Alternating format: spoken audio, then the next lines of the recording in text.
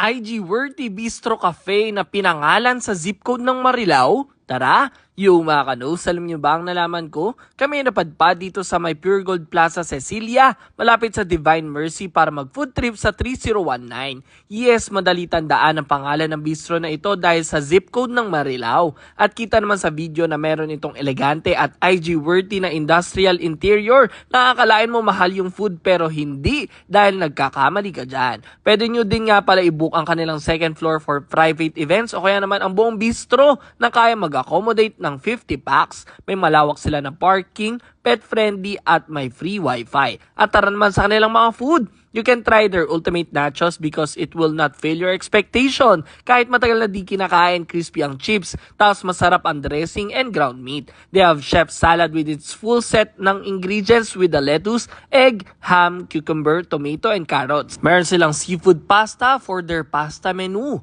For mains, don't miss out my favorite pan-seared salmon na walang lansa, heaven in every bite, malambot at very okay kahit walang sauce. With their Thai basil chicken na hindi super oily, achieve yung Thai basil taste with its savory taste na mapapakanin ka talaga. Ganito naman ang serving ng kanilang black pepper burger steak. You will appreciate their steak and egg as well na very affordable dahil 428 pesos lang to pero ganito kadami ang serving. May tinatawag din sila na honey sriracha bagnet na legit na masarap. Balanse ang sweet hint from honey and sriracha cake na hindi super anghang. Meron din silang egg benedict na masarap with its complementing hollandaise sauce. And for drinks, meron strawberry cheesecake na may thick texture, masarap, di super tamis. For only 160 pesos lang yan ha. And meron silang fruity na passion fruit soda na achieve ang fruity taste, hindi maasim. At may pasinkers pa for only 88 pesos lang.